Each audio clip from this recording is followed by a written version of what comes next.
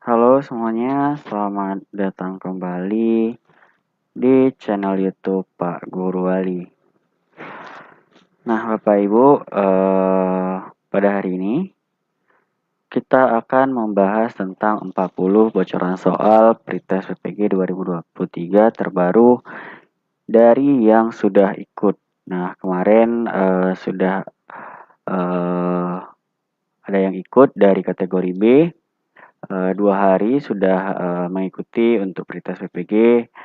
Nah, kita kumpulkan rangkuman dari beberapa yang sudah pernah ikut, yaitu sesuai dengan apa yang eh, keluar ya Bapak Ibu. Namun soalnya tidak sama persis, namun soalnya sudah dimodifikasi dari berbagai sumber. Nah, ini saya rangkum agar bisa menjadi bahan referensi atau pembelajaran bagi Bapak Ibu yang belum mengikuti Pretest PPG tahun 2023. Baik, tanpa harus berlama-lama, kita masuk ke soal yang pertama.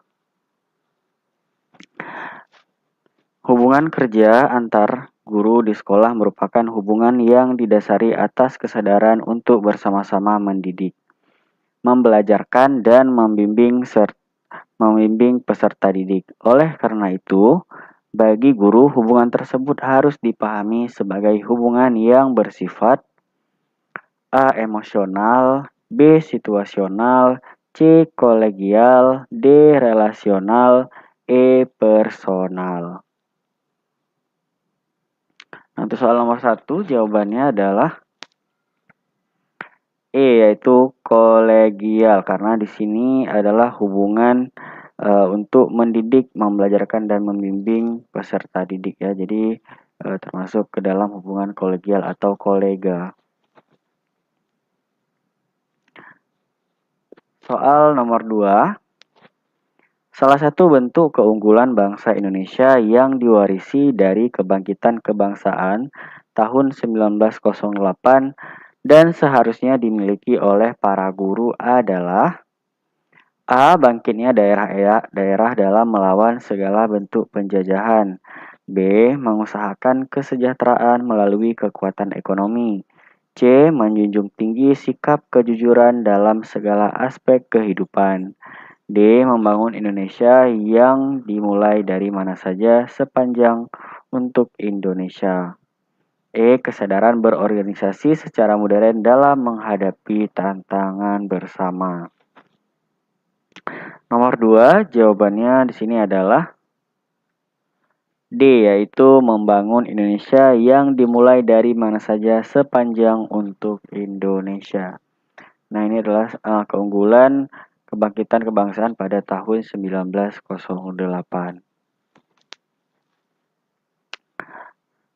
Nomor 3. Penghormatan guru terhadap persamaan hak dan kewajiban asasi setiap siswa dapat diwujudkan dengan cara A. Mengetahui riwayat hidup tiap siswa yang ikut pembelajaran. B. Memberi kesempatan menjawab pertanyaan siswa yang ditunjuk jari. C. Memberi kesempatan siswa berpendapat dengan perhatikan pendapat siswa lain. D. Menentukan nama panggilan berdasarkan kesepakatan. E. Mengatur tempat duduk di dalam kelas. Nah, untuk nomor 3 di sini jawabannya adalah C, yaitu memberi kesempatan siswa berpendapat dengan perhatikan pendapat siswa lain. Ya, karena di sini adalah persamaan hak dan kewajiban setiap siswa. Jadi siswa boleh mengemukakan pendapatnya dan yang lain juga memperhatikan dan juga boleh memberikan pendapat. Nomor 4. Alam mampu memenuhi kebutuhan manusia, namun alam tidak mampu memenuhi keserakahan manusia. Berkenaan dengan itu, pesan yang perlu disampaikan oleh guru kepada siswa adalah A. Memanfaatkan sumber daya alam sesuai keinginan. B. Memanfaatkan sumber daya alam sesuai kebutuhan. C. Memanfaatkan sumber daya alam sesuai kekuatan wilayah. D. Meminimalkan penggunaan sumber daya alam yang tersedia. E. Menjamin ketersediaan sumber daya alam untuk kehidupan. Nah, nomor 4 jawabannya adalah B, yaitu memanfaatkan sumber daya alam sesuai kebutuhan. Nomor 5, penghormatan guru terhadap persamaan hak dan kewajiban asasi setiap siswa dapat diwujudkan dengan cara A. Mengetahui riwayat hidup tiap siswa yang ikut pembelajaran. B. Memberi kesempatan menjawab pertanyaan siswa yang tunjuk jari. C. Memberikan kesempatan siswa berpendapat dengan perhatikan pendapat siswa lain. D. Menentukan nama panggilan berdasarkan kesepakatan. E. Mengatur tempat duduk dalam kelas berdasarkan alfabetis. Nah, ini sama seperti soal sebelumnya ya Pak Ibu ya. Jadi ini sudah dibahas sebelumnya, jawabannya adalah C. Jadi setiap siswa berhak untuk berpendapat. Sudah dijawab di soal sebelumnya. Nomor 6, pujian yang diberikan kepada siswa merupakan salah satu bentuk penghargaan yang apabila diberikan secara tepat akan berpengaruh positif. Pengaruh positif yang dimaksud adalah A. Membantu siswa melakukan introspeksi diri. B. Menjadi siswa untuk tidak rendah diri.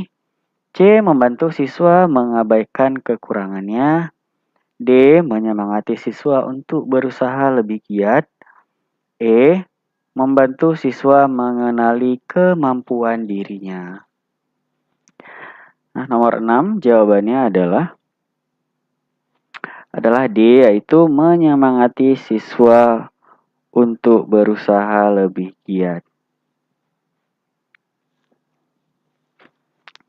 Nomor 7, siswa dapat saja mengemukakan berbagai alasan terkait dengan pelanggaran yang dilakukannya. Oleh karena itu, di atas semua tindakan yang diambil oleh guru, yang perlu dilakukan adalah A. Membebaskan siswa dari sanksi apabila alasannya tidak dibuat-buat. B.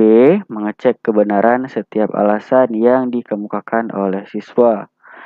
C. Mengingatkan siswa untuk tidak melakukan hal yang sama. D. Meringankan sanksi untuk siswa tidak ada alasan pemaaf. D.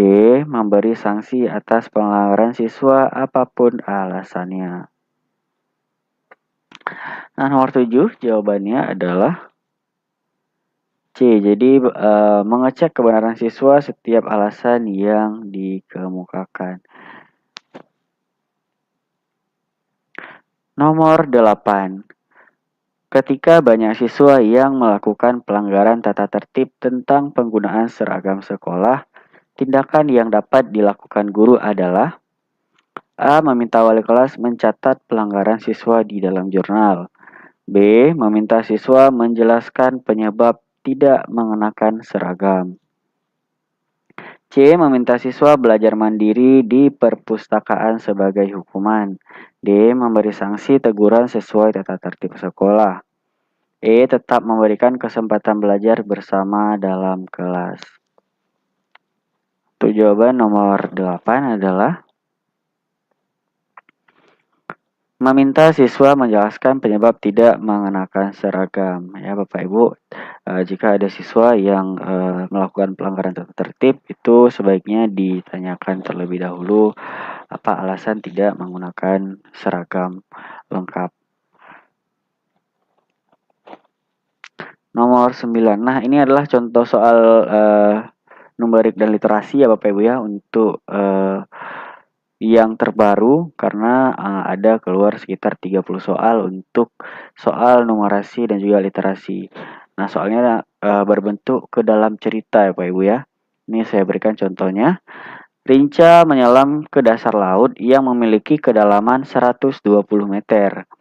Nah, jika Rinca menyelam hingga 43 meter di atas laut, maka Rinca menyelam sedalam titik berapa meter di bawah permukaan laut? A. 67 meter. B. 43 meter. C. 64 meter, D 77 meter. Nah, itu jawabannya adalah D, yaitu 77 meter ya Bapak Ibu. Nah, di sini kita lihat di sini kedalamannya ya, kedalaman dari laut itu 120 meter dan rica itu menyelam 43 meter ya Bapak Ibu ya. Jadi lebih mudahnya yaitu 120 di sini dikurang 43, maka hasilnya adalah 77 meter. Maka di sini jawaban yang benar adalah D ya Bapak Ibu. Nah, ini masih soal yang sangat mendasar Bapak Ibu. Nanti soalnya akan lebih sulit ya Bapak Ibu karena ada 30 butir soal yang harus diselesaikan. Nah, kita lanjut ke soal nomor 10. Dalam sebuah auditorium berjajar kursi dengan teratur. Pada baris pertama ada sebanyak 2 kursi, baris kedua ada 5 kursi, baris ketiga 8 kursi, baris keempat 11 kursi. Pada baris 37 berapa banyak kursi? A 108, B 110, C 113, D 116, dan E adalah 119. Nah, nomor 10 jawabannya adalah B, yaitu 110 kursi. Nah, kita lihat di sini yaitu 2 kursi pada baris pertama, yaitu ada 2 kursi. Ini ditambahkan, sini kita lihat pertama ada 2 kursi, kemudian baris kedua ada 5 kursi. Jadi ini ditambah 3 ya Bapak Ibu ya, ditambah 3. Kemudian ini juga sama, baris ketiga dari 5 ke 8 ini ditambah 3. Kemudian dari 8 ke ini juga ditambah 3. Nah, itu diurutkan sampai ke baris 37 ya Bapak Ibu, ditambahkan sampai akan mendapatkan hasil 110 di baris ke 37. Nomor 11, ketika banyak siswa yang melakukan pelanggaran tata tertib tentang penggunaan seragam sekolah, tindakan yang dapat dilakukan guru adalah A. Meminta wali kelas mencatat pelanggaran siswa di dalam jurnal. B. Meminta siswa menjelaskan penyebab tidak mengenakan seragam. C. Meminta siswa belajar mandiri di perpustakaan sebagai hukuman. D. Memberi sanksi teguran sesuai tata tertib sekolah. E. Tetap memberikan kesempatan belajar bersama dalam kelas. Nomor 11 jawabannya adalah B, yaitu meminta siswa menjelaskan penyebab tidak menggunakan seragam. Nah, ini seperti yang tadi ya Bapak Ibu ya, soalnya jadi kita menanyakan terlebih dahulu kepada siswa alasan tidak mengenakan seragam sekolah. Nomor 12, berikut sikap nasionalisme yang dimiliki seorang guru dalam kegiatan pembelajaran, yaitu A. Memberikan kesempatan kepada siswa untuk bertanya. B. Membimbing siswa dalam memecahkan suatu masalah. C. Mengingatkan kepada siswa untuk saling menghargai dalam perbedaan ras, suku, agama. D. Membaca doa sebelum proses pembelajaran mengajar dilakukan. E. Mengapresiasi hasil kerja siswa. Nah, untuk jawaban nomor 12 adalah C, yaitu mengingatkan kepada siswa untuk saling menghargai dalam perbedaan ras, suku, dan agama. Nah, di sini karena adalah sikap nasionalisme, jadi harus saling menghargai antar perbedaan. Nomor 13, mengadakan les di luar jam pelajaran merupakan sikap yang dimiliki oleh guru. A. Nasionalisme, B. Patriotisme, C. Bela negara, D. Apresiasi, D dan E rela berkorban. Nah, ini sangat mudah ya soal seperti ini Bapak Ibu. Untuk jawaban nomor 13 adalah E, yaitu rela berkorban ya Bapak Ibu, karena mengadakan di luar jam pelajaran. Nomor 14, pujian yang diberikan kepada siswa merupakan salah satu bentuk penghargaan yang apabila diberikan secara tepat akan berpengaruh positif. Pengaruh positif yang dimaksud adalah A. Membantu siswa melakukan introspeksi diri. B. Menjadi siswa yang tidak rendah diri. C. Membantu siswa mengabaikan kekurangannya. D. Menyemangati siswa untuk berusaha lebih giat. E. Membantu siswa mengenali kemampuan dirinya. Nah, ini soalnya juga sudah keluar sebelumnya ya Bapak Ibu. Untuk jawabannya di sini adalah menyemangati siswa untuk berusaha lebih giat. Nomor 15, mengembangkan potensi peserta didik, komunikasi dengan peserta didik, penilaian dan evaluasi pembelajaran merupakan A. Kompetensi pedagogik, B. Kompetensi kepribadian, C. Kompetensi sosial, D. Kompetensi profesional. Nah, untuk jawaban nomor 15 adalah A, yaitu kompetensi pedagogik ya, karena di sini adalah mengembangkan potensi peserta didik. Soal nomor 16. Mampu mengembangkan kurikulum, kegiatan pembelajaran yang mendidik, memahami merupakan A. Kompetensi pedagogik, B. Kompetensi kepribadian, C. Kompetensi sosial, D. Kompetensi profesional. Untuk nomor 16, jawabannya adalah sama juga, yaitu kompetensi pedagogik ya Bapak Ibu. Lanjut ke soal 17. Mengenal karakteristik anak didik, menguasai teori belajar dan prinsip-prinsip pembelajaran merupakan A. Kompetensi pedagogik, B. Kompetensi kepribadian, C. Kompetensi sosial, D. Kompetensi profesional. Nah, untuk nomor 17, jawabannya adalah A, yaitu kompetensi pedagogik. Soal nomor 17. Perilaku yang didasarkan dalam upaya menjadikan dirinya sebagai orang yang selalu dapat dipercaya dalam perkataan, tindakan, dan pekerjaan merupakan nilai-nilai pendidikan karakter. A. Jujur, A. Religius, B. Jujur, C. Toleransi, D. Disiplin, E. Gotong royong. Nah, ini yang dapat dipercaya ya Bapak Ibu. Jawaban nomor 18 adalah A, yaitu jujur, karena orang jujur selalu dipercaya baik dari perkataan, tindakan, maupun di dalam pekerjaan. Soal nomor 19. Tindakan yang menunjukkan perilaku tertib dan patuh pada berbagai ketentuan dan peraturan merupakan nilai-nilai pendidikan karakter. A. Religius, B. Jujur, C. Toleransi, D. Disiplin, E. Gotong royong. Nah, untuk jawaban nomor 19 adalah D, yaitu disiplin ya, karena di sini adalah perilaku tertib dan patuh ya terhadap peraturan. Jadi itu adalah bagian daripada disiplin. Nomor 20. Dodi menemui barang orang lain di jalan menuju rumahnya. Di dalam hati Dodi, ia merasa bersalah jika mengambil barang tersebut. Dan akhirnya dia pun mengakui perbuatannya karena ia merasa tidak nyaman dalam hatinya.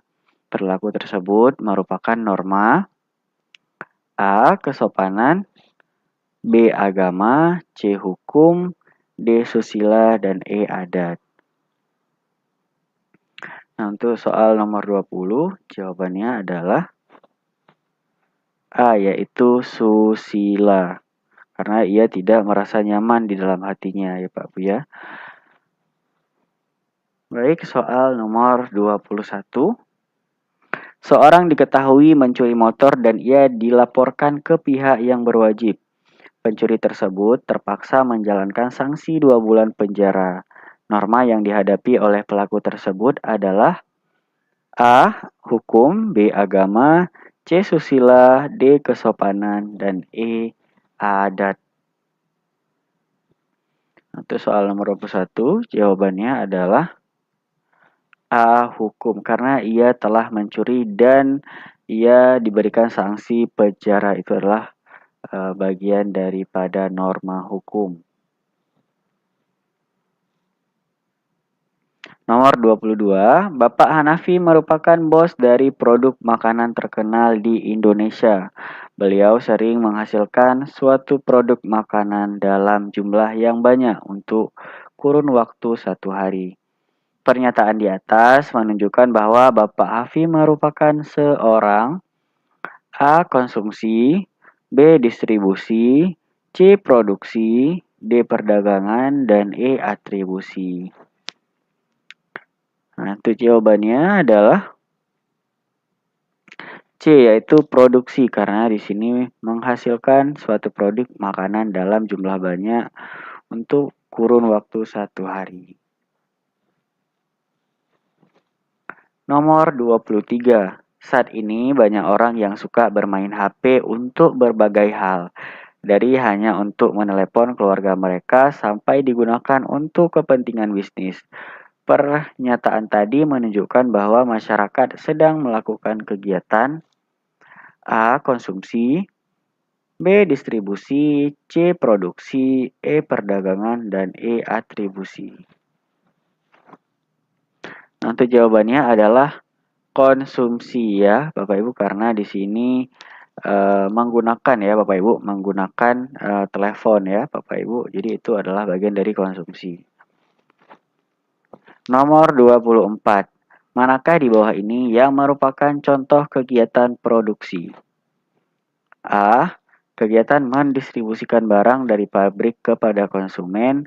B. Kegiatan mendistribusikan barang dari pengecer kepada konsumen. C. Kegiatan membuat roti gulung dari bahan telur dan tepung terigu. C. Kegiatan makan siang bersama di kantin sekolah. Nah, ini sangat mudah ya Pak Ibu ya. Yang ditekan adalah produksi. Untuk jawaban nomor 24, jawabannya adalah sudah pasti C, karena kegiatan membuat roti gulung dari bahan telur dan tepung terigu. Nomor 25. Guru diwajibkan mempunyai kemampuan memahami perasaan siswanya, bukan merasakan seperti yang dialami siswanya. Kompetensi ini menjadikan aspek utama dalam membangun kepedulian guru terhadap siswanya. Hal yang menjadi dasar konseptual pentingnya memahami perasaan siswa adalah A. Guru dapat memberi harapan realistis pada siswa. B. Guru dapat menjalin relasi yang harmonis dengan siswa. C. Guru dapat mendorong keberminatan siswa. D. Guru dapat menjadi guru yang menyenangkan bagi siswa. E. Guru dapat berperilaku tidak menyakiti siswa. Nomor 25, jawabannya adalah B, yaitu guru dapat menjalin relasi yang harmonis dengan siswa. Ya Bapak Ibu. Karena di sini adalah memahami perasaan siswanya. Nomor 26, seorang guru harus mampu memanfaatkan media pembelajaran dan sumber belajar untuk mencapai tujuan pembelajaran utuh. Pernyataan berikut yang benar terkait dengan media pembelajaran adalah A. Memilih media tidak perlu banyak pertimbangan agar tidak merepotkan. B. Media dapat digunakan sebagai pembawa pesan dalam suatu kegiatan pembelajaran. C. Media pembelajaran yang paling baik adalah media yang berbasis TIK. D. Sebuah media dapat digunakan untuk semua kegiatan pembelajaran. Nanti soal nomor 26 adalah B, yaitu Media dapat digunakan sebagai pembawa pesan dalam suatu kegiatan pembelajaran. Itu adalah manfaat dari media pembelajaran ya. Baik, kita lanjut ke soal nomor 27. Dengan mencermati silabus, seorang guru akan merancang pelaksanaan pembelajaran atau RPP sebagaimana yang tertuang dalam Permendikbud RI nomor 22 tahun 2016. RPP mencakup sekurang-kurangnya A. Kompetensi inti, kompetensi dasar, tujuan pembelajaran, materi ajar, model pembelajaran, metode pembelajaran, strategi pembelajaran, dan penilaian hasil belajar. B. Identitas sekolah, identitas mata pelajaran, tujuan pembelajaran, materi ajar, media, sumber belajar, dan langkah pembelajaran, serta penilaian hasil belajar. C. Standar kompetensi, kompetensi dasar, metode pengajaran, media pembelajaran, sumber belajar, langkah pembelajaran, tes hasil belajar, dan kunci jawaban tes. D. Identitas mata pelajaran, standar kompetensi, kompetensi dasar, materi ajar, model pembelajaran, model pengajaran, sumber belajar, penilaian hasil belajar, dan bobot penilaian hasil belajar. Nah, ini yang ditanyakan adalah sekurang-kurangnya ya Bapak Ibu.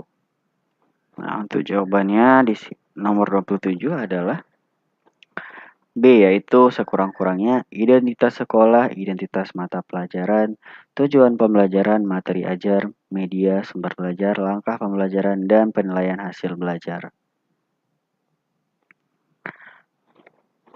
Baik, soal nomor 28. Seorang guru menjumpai kelas yang motivasi dan prestasi belajar siswanya rendah. Hal utama yang menyebabkan motivasi dan prestasi belajar rendah karena A. Pembelajaran yang kurang menghargai perbedaan individu siswa. B. Siswa tidak dapat bimbingan belajar dari orang tua. C. Siswa pasif dalam belajar dan lebih senang bermain. D. Siswa cenderung lebih suka belajar dalam kelompok. Nah, untuk soal nomor 28, jawabannya adalah A, yaitu pembelajaran kurang menghargai perbedaan individu siswa. Soal nomor 29.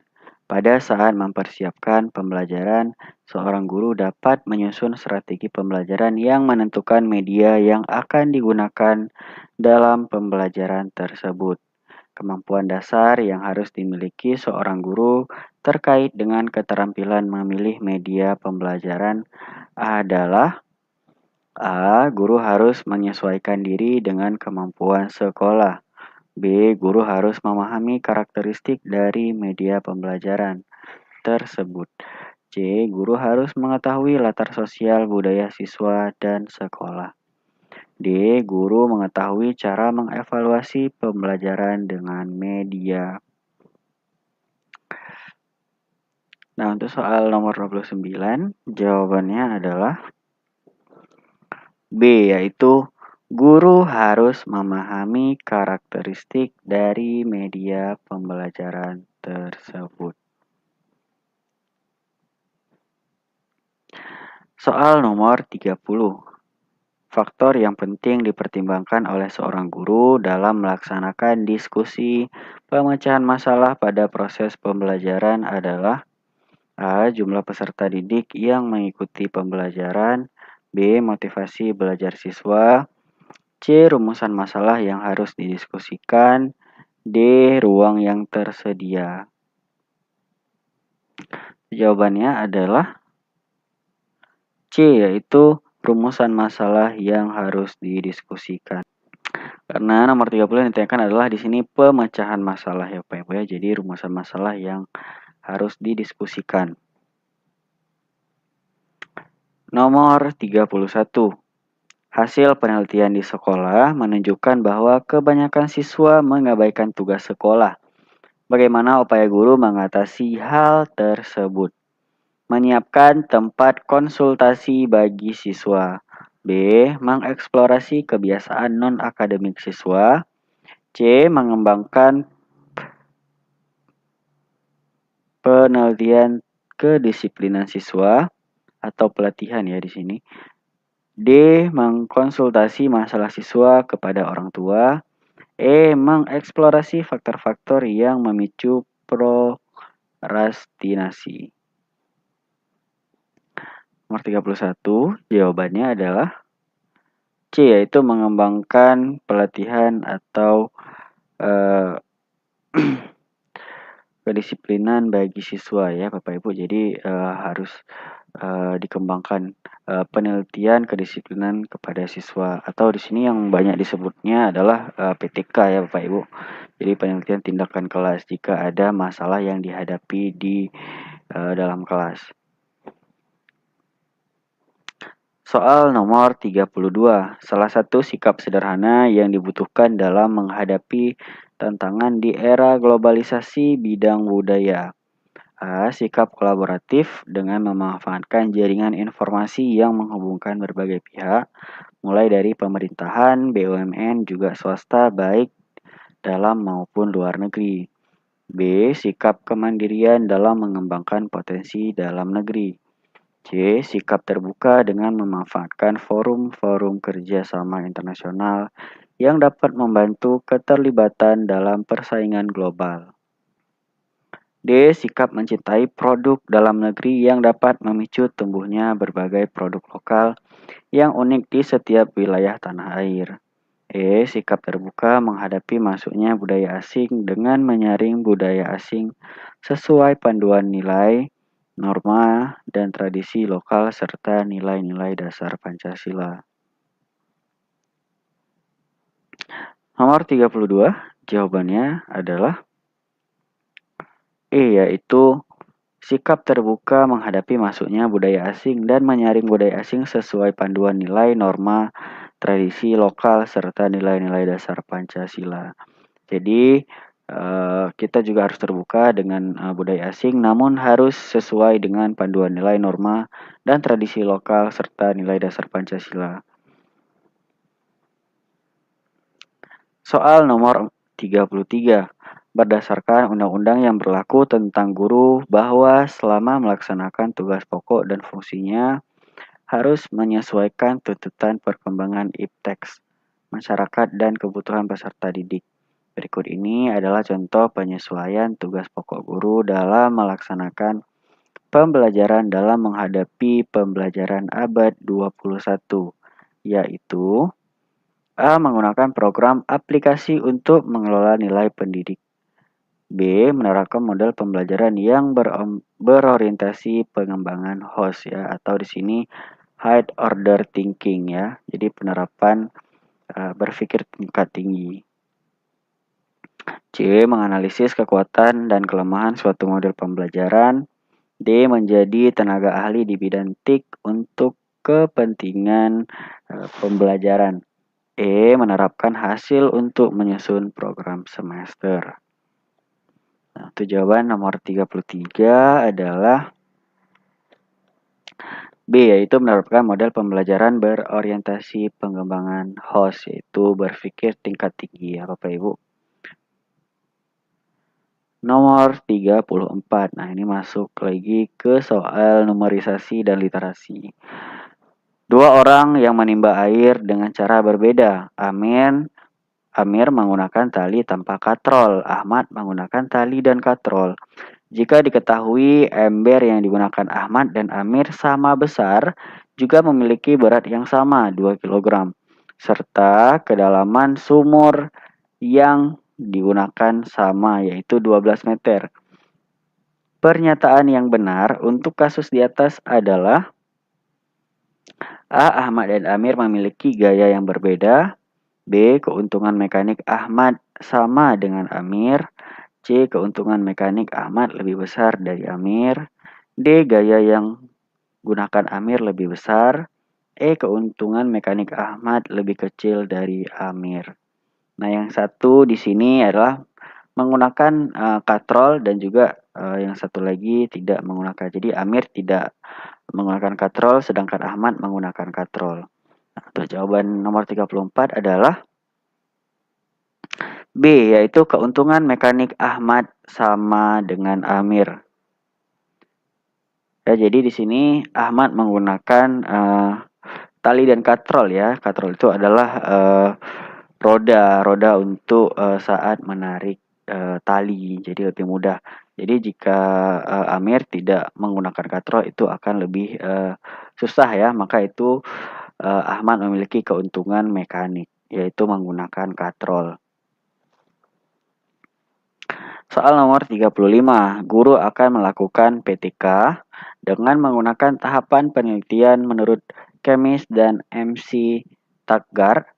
Berdasarkan tahapan tersebut, maka guru akan melakukan pengamatan A. Sebelum pelaksanaan tindakan kelas, B. Sesudah tahapan refleksi, C. Setelah dilakukan perencanaan, D. Bersamaan dengan tindakan penelitian, E. Setelah pelaksanaan tindakan. Untuk jawaban nomor 35 adalah E, yaitu setelah pelaksanaan tindakan. Nah, ini adalah menurut Kemis dan MC Taggar. Soal nomor 36. Terdapat KD atau tujuan pembelajaran di kelas 4 yaitu melakukan kegiatan upaya pelestarian sumber daya alam bersama orang-orang di sekitar rumahnya. Berdasarkan KD tersebut, kegiatan yang dapat dilakukan supaya peserta didik dapat mencapai kompetensi tersebut adalah A. Meminta orang tua untuk melakukan kerja bakti untuk menjaga lingkungan sekitar. B. Membuat daftar cara melestarikan sumber daya alam di lingkungan. C. Membuat karangan tentang cara melestarikan sumber daya alam di lingkungan. D. Membuat poster ajakan untuk melestarikan sumber daya alam di lingkungan. E. Menceritakan upaya pelestarian sumber daya alam di lingkungan. Nomor 36, jawabannya adalah A, yaitu meminta orang tua untuk melakukan kerja bakti untuk menjaga lingkungan sekitar. Ya, karena ini adalah upaya dalam pelestarian sumber daya alam bersama orang-orang di sekitar rumahnya. Nomor 37. Nah, soal-soal seperti ini sering keluar ya Bapak Ibu, karena ini adalah berbentuk cerita. Jadi kita harus cermat dalam membaca karena ini membutuhkan waktu untuk membaca dan waktu yang diberikan saat ujian itu sangat terbatas. Bu Siti mengajar di kelas 4 sekolah dasar. Dia menghadapi permasalahan minat membaca siswanya yang rendah. Ketika ditugaskan membaca, siswa tidak begitu antusias dan siswa lebih tertarik melakukan aktivitas lain. Berdasarkan masalah tersebut, tindakan yang kurang berkaitan untuk meningkatkan minat baca adalah A. Meningkatkan minat baca siswa dengan menggunakan buku cerita bergambar. B. Siswa ditugaskan mengunjungi perpustakaan, memilih buku yang ia senangi, dan membuat sinopsis hasil bacaan. C. Meningkatkan minat membaca siswa dengan menjelaskan pentingnya membaca. D. Menyediakan pojok membaca dengan buku-buku yang menarik bagi siswa. E. Meningkatkan minat baca melalui penugasan membaca 15 menit di awal pembelajaran. Nah, untuk nomor 37, jawabannya adalah C, yaitu meningkatkan minat membaca siswa dengan menjelaskan pentingnya membaca. Soal nomor 38. Nah, ini adalah soal numerasi dan literasi ya Bapak Ibu. Bu Yuni mempunyai rumah makan yang sangat laris dan mempunyai beberapa cabang. Ia selalu menyetok beras supaya tidak kehabisan.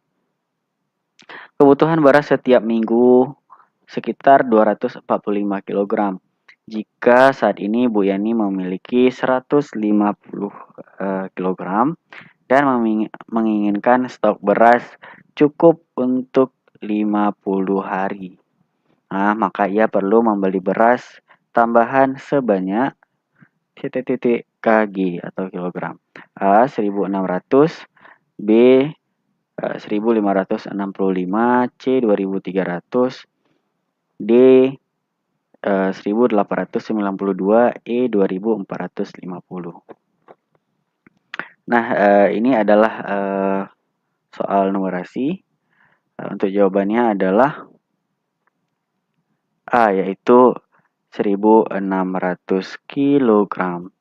Nah, di sini kita lihat jadi setiap minggu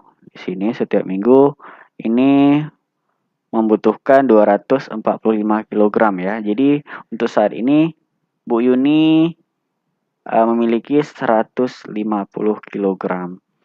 Nah, jadi yang ditanyakan adalah untuk 50 hari. Jadi berapa kilogram yang dibutuhkan. Nah, di sini 1 minggu di sini adalah 7 hari ya Bapak Ibu. Jadi ini langsung dijumlahkan, bisa dibagi terlebih dahulu untuk perharinya baru dikali 50 atau langsung dicarikan ke 50 hari. Nah, ini nanti satu minggu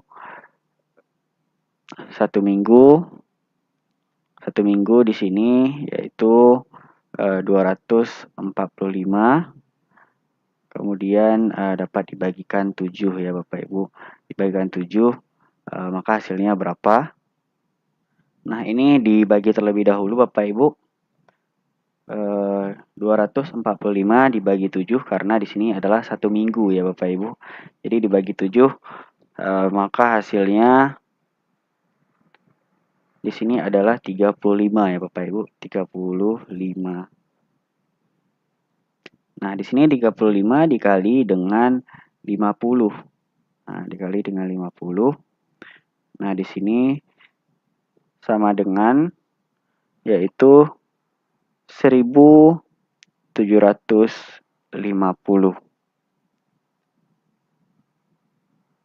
Nah, ini kan tidak ada di jawabannya. Tidak ada di jawaban di sini. Maka masih ada pengurangan ya Bapak Ibu karena di sini sudah ada Bu Yuni sudah memiliki 150 kg. Maka di sini Bu Yuni harus dikurangi terlebih dahulu, dikurangi 150. Nah, kemudian hasilnya adalah 1600 ya Bapak Ibu. 1600 kg. Nah, jawabannya di sini adalah A. Ya, penting untuk soal-soal seperti ini harus dibaca dengan teliti ya Bapak Ibu. Jadi agar lebih mudah untuk berpikir. Nah, seperti ini cara mudahnya. Baik, kita lanjut ke soal nomor 39.